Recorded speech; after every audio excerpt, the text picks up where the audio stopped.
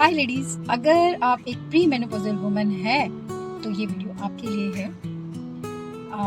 Age group between 35 to 55, इस as को हम बोलते हैं पेरी मेनोपॉजल और प्री मेनोपॉजल स्टेज।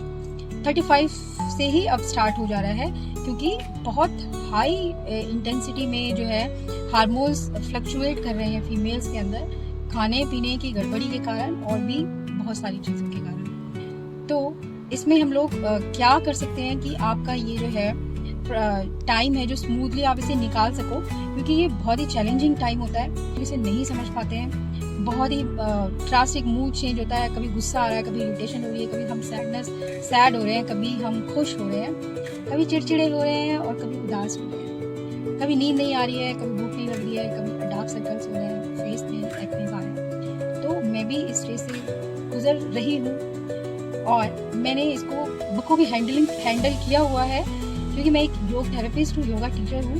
तो it's very helpful for me कि मुझे तो पता ही नहीं लगा है कि ये कैसे आ रहा है और कैसे जा रहा है। तो क्योंकि अभी मैं एक ग्रुप सेशन लेके आ रही थी तो वहाँ पे बहुत सी लेडीज़ का यही क्वेश्चन था कि बहुत प्रॉब्लम्स हो रही है मैम। तो उनको तो मैंने बताया ही, और आप लोगों के लिए भी मैं सजेस्ट करूँगी 3 टिप्स। एक जो है बहुत ही कॉमन प्रॉब्लम है हम लोगों की, मूड को एलिवेट करने के लिए हम क्या करते हैं, जिनको भी मीठा पसंद है मीठा पिक कर लेते हैं, मीठा खा लेते हैं, स्वीट्स की क्रेविंग होती है। और वो जो थोड़ा थोड़ा क्रेविंग है ना, वो करते करते हम वो कब ज़्यादा हो जाता है हमें पता भी नहीं चलता। और यही वो टाइम है जब आप अट्रैक्ट करोगे डायबिटीज़, आर्थराइटिस, हार्मोनल इम्बैलेंस तो हो ही रहे हैं, और भी अदर डिजीज़, हड्डियाँ वीक हो रही हैं। तो ईट माइंडफुली, मीठे की क्रेविंग के बदले में आप कुछ और हैप्पी हार्मोन्स एलिवेट करने वाले अपने डोपामाइन को बढ़ाने के लिए और एक्टिविटी कीजिए, क्योंकि मीठा खाना एक बार आदत पड़ जाती है तो छूटना बहुत ही मुश्किल है, मुझे पता है। सेकेंड चीज़, आप अपनी डेली रूटीन में योग, एक्सरसाइज, प्राणायाम, व्यायाम को ज़रूर दीजिए।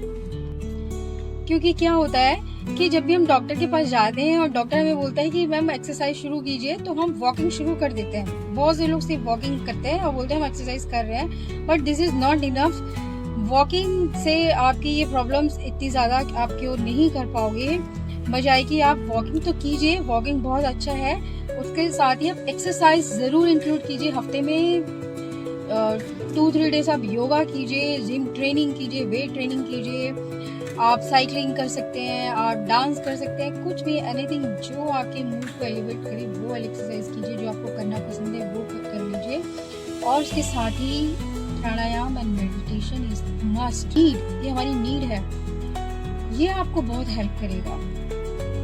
अगर आप प्राणायाम रेगुलर कर रहे हो, एक्सरसाइज रेगुलर कर रहे हो, तो आप इस टाइम को इजीली निकाल पाओगे। सेकेंड, हम ये कर सकते हैं कि प्रोटीन इनटेक को हमें बढ़ा देना चाहिए अपनी बॉडी में।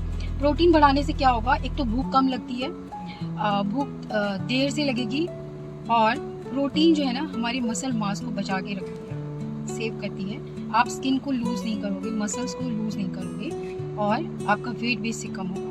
करके अपनी हेल्थ को प्रायोरिटी दीजिए, क्योंकि बोलते हैं ना कि जान है तो जहान है। ये शरीर एक मंदिर है, आप मंदिर में पूजा करने जाओगे, पहले आप अपने शरीर की पूजा कर लीजिए। और शरीर की पूजा इसी से होगी कि हम अच्छा खाना खाएं, हेल्दी खाना खाएं, और योग और प्राणायाम को अपनाएं।